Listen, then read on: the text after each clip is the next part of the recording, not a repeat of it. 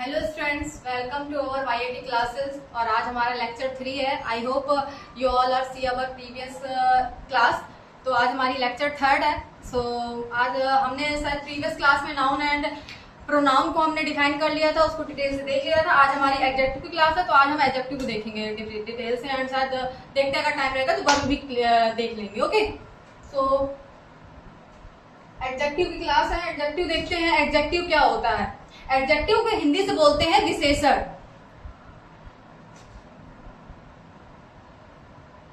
इसको हिंदी से क्या बोलते हैं? विशेषण।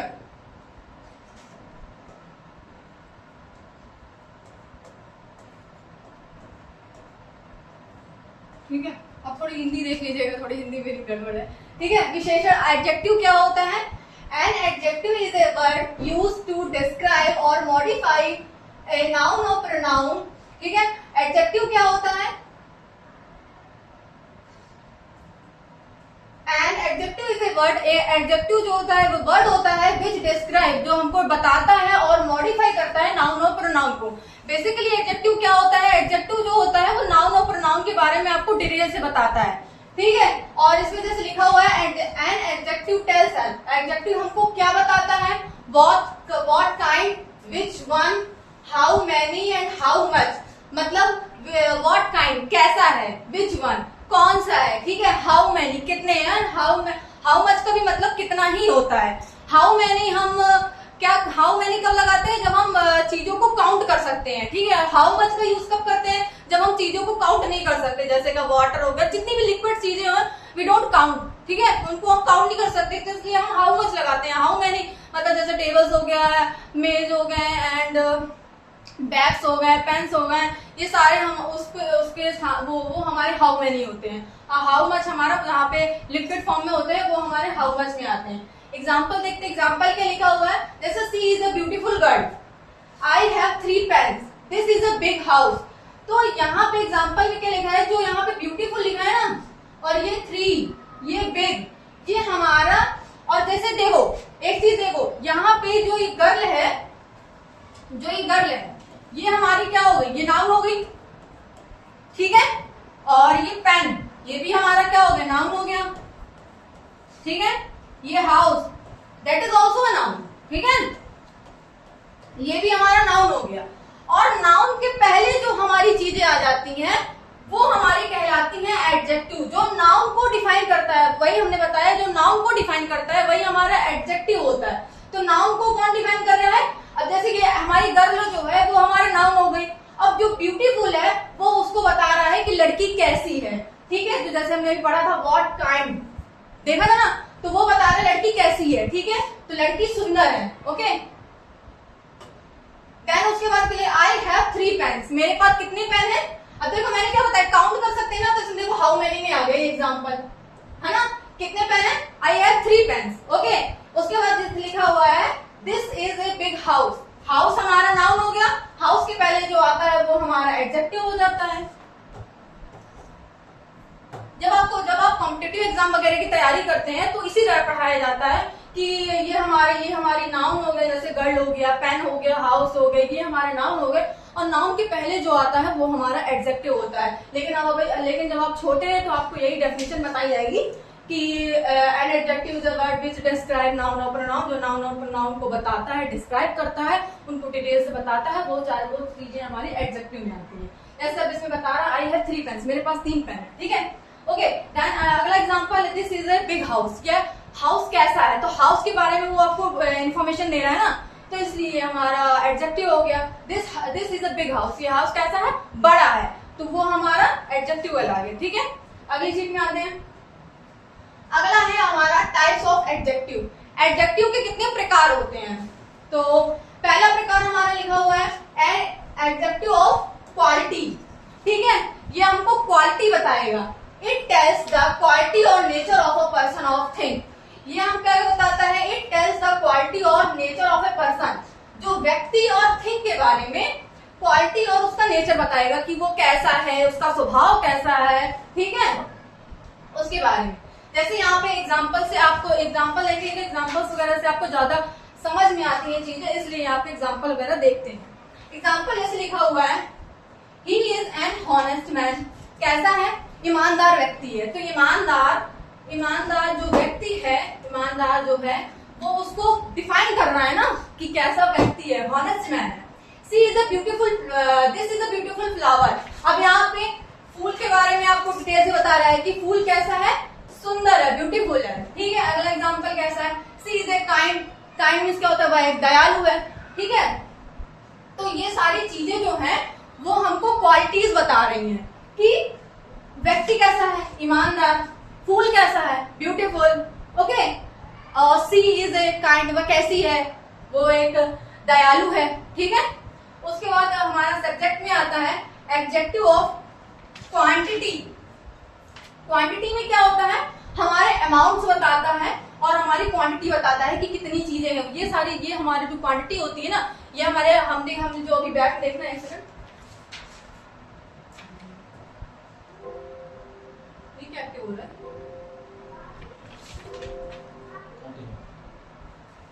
हाँ, अभी हम देखते हैं बैक में, हमने पढ़ा था ना हाउ मैनी हाउ मच, ये हमारा आएगा।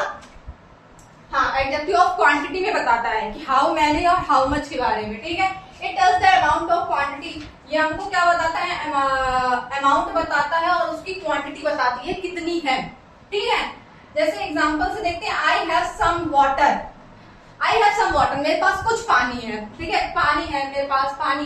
ठीक है, there is a little milk, मेरे पास, अब तो ये सारी चीजें ना अनकाउंटेबल है ना, अनकाउंटेबल है ये।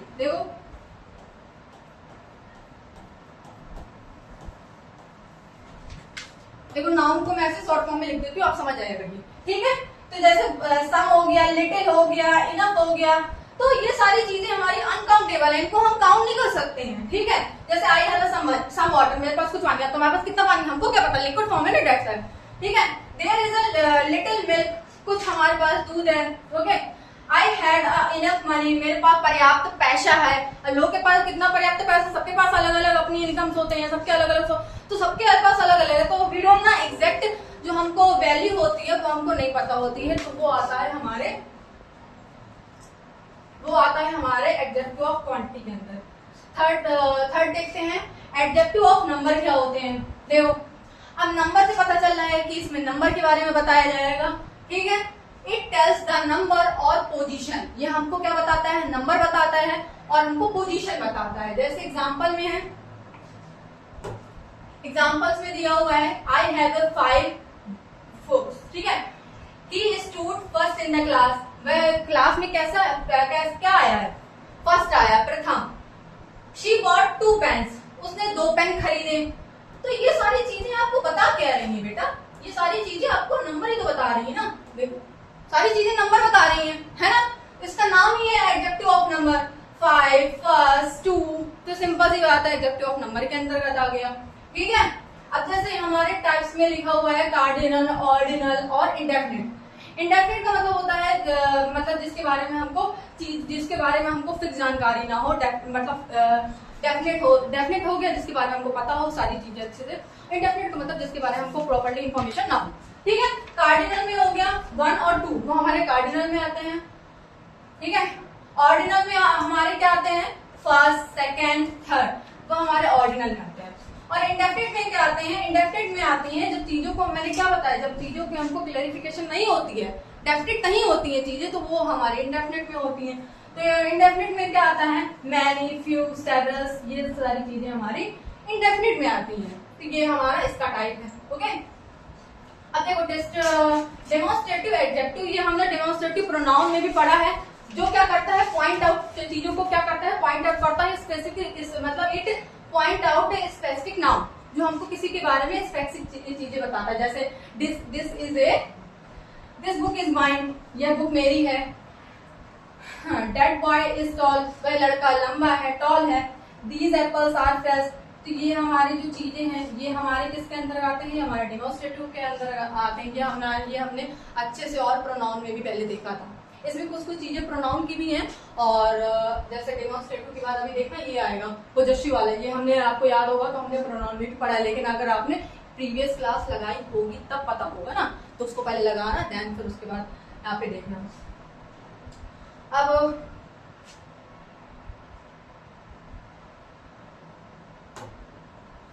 देखो पोजेसिव एडजेक्टिव में क्या होते हैं, इट शोज ऑनरशिप और पोजीशन शो करता है, ठीक है। ऑनरशिप का मतलब होता है जिस चीज के आप स्वयं मालिक होते हैं, ठीक है। ऑनर होता है, ऑनर होते हैं, बोलते नहीं ये ऑनर है हमारा, तो वो हमारे ऑनरशिप के अंतर्गत आते हैं, ठीक है। जैसे एग्जांपल देखते हैं, माई बैग, जैसे इसमें लिखा है माई बैग इज न्यू, मेरा बैग नया है, तो माई बैग, ठीक है। और आप अपने बैग के स्वयं ही ऑनर तो होगा, कोई और थोड़ी ना होगा।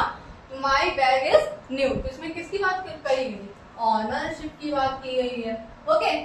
हर फोन इज एक्सपेंसिव, उसका फोन महंगा है, ठीक है। देयर हाउस इज बिग, यह जो हाउस है वो बहुत ही बिग है, विशाल है, ओके। एंड इंट्रोगेटिव, इंट्रोगेटिव में पता ही है, इंट्रोगेटिव तो भाई हमारा प्रश्नवाचक ही होता है, तो इंट्रोगेटिव हमारा प्रश्नवाचक में होता है। इसमें लिखा हुआ है it used to ask a question, ये मैंने अभी प्रोनाउन में बताया था कि ये हमारे कैसे होते हैं, WH वर्ड्स होते हैं। जो WH वर्ड्स होते हैं वो हमारे इंट्रोगेटिव में आते हैं, ठीक है। जो WH वर्ड्स होते हैं इंट्रोगेटिव में आते हैं। It used to ask a question, जैसे WH वर्ड में बताया नहीं था उस बार मैंने, विच आता है, whose आता है, ये देखो WH से स्टार्ट हो रहा है, हमने बताया था कैसे। इंट्रोगेटिव, जो इंट्रोगेटिव होते हैं उनको बेसिकली ऐसे याद कर लिया करो, जिसमें हमारा WH वर्ड होगा ना तो वो इंट्रोगेटिव भी होता है, इंट्रोगेटिव ही होता है, ठीक है। whose pen is this, यह किसका पेन है। which book do you want, तुम कौन सी किताब चाहते हो, ओके।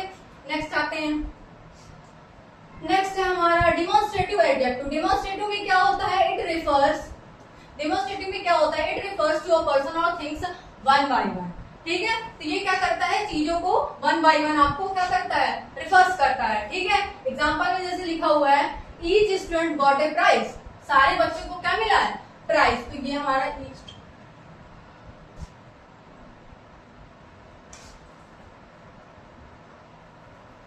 ये जैसे हमारा ईच हो गया, ठीक है। तो हमारा ईच हो गया, ईदर हो गया, एवरी हो गया, तो वो हमारे डिस्ट्रीब्यूटिव प्रोनाउन में आते हैं, मतलब कि it refers to a person और थिंग्स वन बाय वन, ठीक है। तो ये चीजों को मतलब पर्सन और थिंग्स को वन बाय वन आपको रिफर्स करता है, ठीक है। जैसे ईच हो गया, ईदर हो गया, एवरी हो गया। Each student got a prize, सारे बच्चों को प्राइज मिला है, okay. Either answer is correct, either का मतलब क्या होता है, मैंने प्रोनाउन वाली क्लास में भी आपको बताया है कि ईदर जो होता है दो लोगों के बीच, जो जैसे ए और बी है, तो ईदर तभी लगता है जब दो लोगों के बीच में होता है। नाइदर जो होता है वो बहुत सारे उसमें लगता है, तो ईदर जो होता है वो दो लोगों के बीच में लगता है, जैसे या तो ए या तो बी, तो वहां पे ईदर लगेगा, ठीक है। ईदर ए ईदर बी, ठीक है।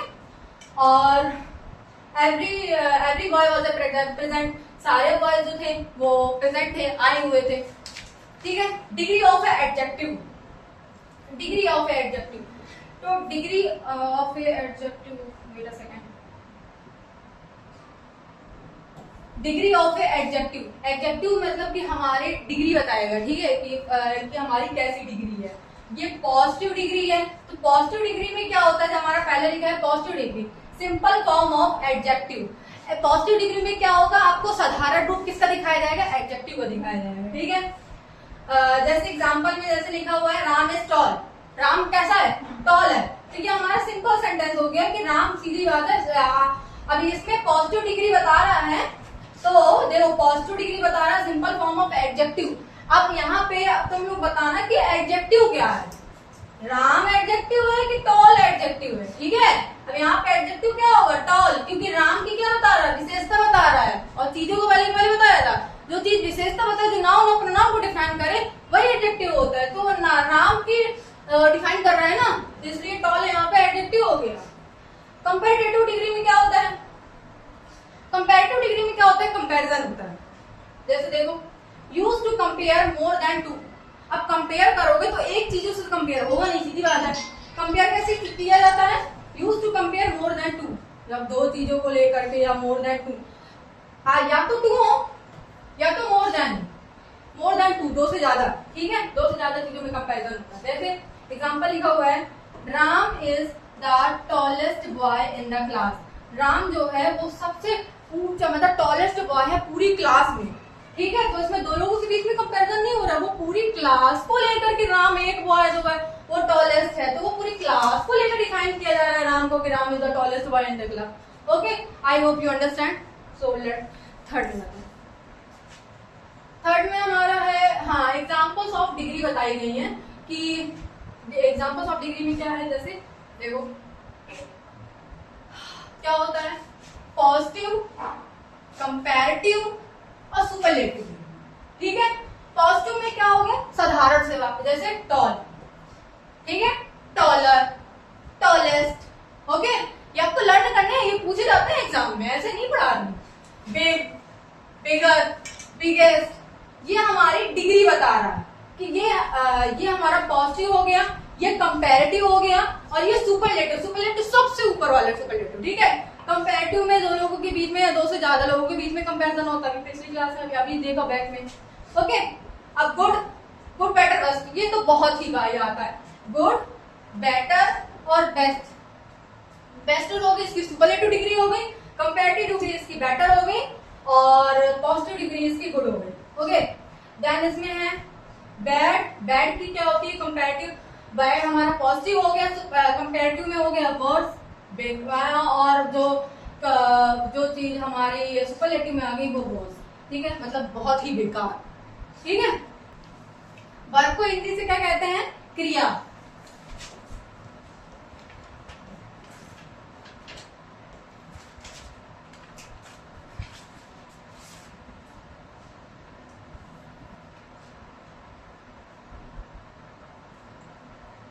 मैंने पहले ही बोला था मेरी हिंदी बहुत ज्यादा वीक है, सो हिंदी की मेरी राइटिंग के बारे में नाम दे।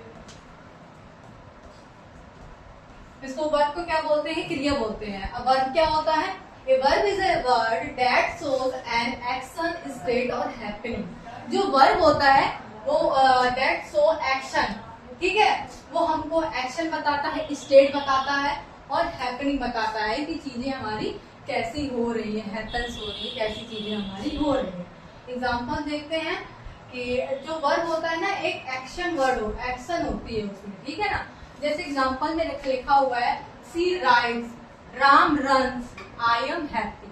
ठीक है, तो सी राइड्स, ठीक है, सी राइड्स, सी राइड वो लिखती है। ठीक है, राम रन्स, राम जो है वो दौड़ता है, तो क्या है, ये एक्शन ही तो बता रहा है ना आपको, ये कि राइड, रन्स, हैप्पी। ठीक है, तो ये सारी चीजें हमारी वर्ब के अंदर आती हैं। ठीक है, और हमारा दूसरा है हमारा टाइप्स ऑफ वर्ड्स, वर्ब कि वर्ब के कितने प्रकार होते हैं। ठीक है, तो पहला है हमारा एक्शन वर्ब। ठीक है, action verb shows an action और वर्ब। एक्शन वर्ब क्या करता है, शो करता है हमारे एक्शन को और वर्ब को, तो हमको बताता है कि ये काम मतलब कैसे, क्या एक्शन उसमें क्या दिखाए गए हैं, क्या किए गए हैं, तो वो हमारे एक्शन वर्ब के अंदर आते हैं। जैसे एग्जांपल्स में, जैसे देखो आप लोग, जैसे एग्जांपल्स में लिखा है कि प्ले, ईट, रन, डांस, तो ये सारी चीजें जो हो रही हैं, ये सारी चीजें जो हो रही है ना, ये एक्शन ही तो है ना, एक्शन ही तो है,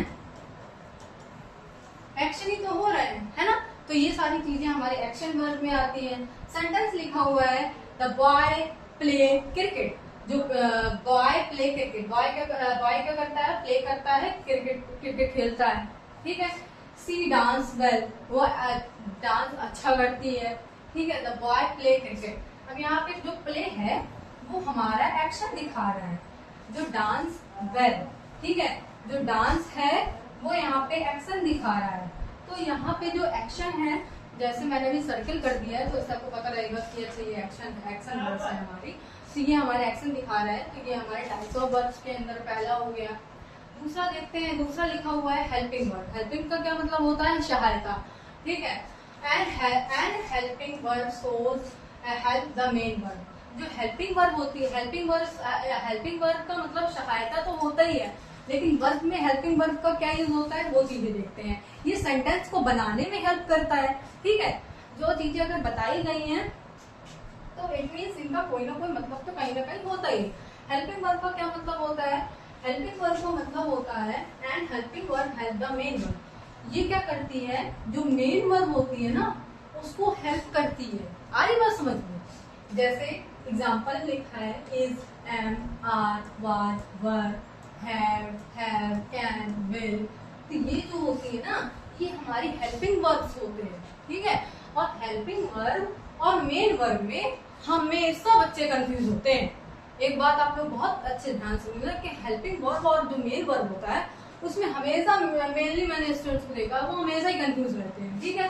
सेंटेंस हमारा लिखा है सी इज सिंगिंग, वह गा रही है, ठीक है। तो यहाँ पे इस जो है वो हमारा हेल्पिंग वर्ब आ जाएगा। I have completed my work, मैंने अपना काम पूरा किया, ठीक है। तो आई हैव, जो यहाँ पे हैव है वो भी वाक्य को क्या कर रहा है, पूरा करने में मदद कर रहा है, तो हैव जो है वो भी यहाँ पे हेल्पिंग वर्ब आ गया, ठीक है।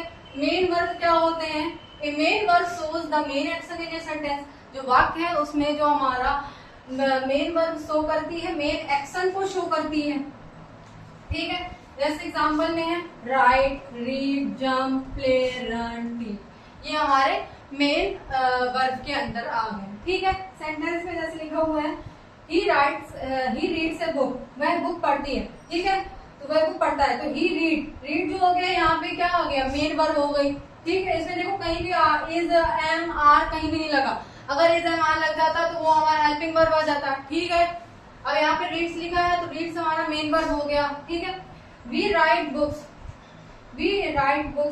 नोट्स, मैं अपने नोट्स जो है लिखते हैं, तो नोट्स जो हो गया वो हमारे यहाँ पे मेन वर्ब हो गया। तो आगे है हमारे इम्पोर्टेंट पॉइंट, ठीक है। तो इम्पोर्टेंट पॉइंट्स में हम देखते हैं कि इसमें क्या क्या चीजें हैं।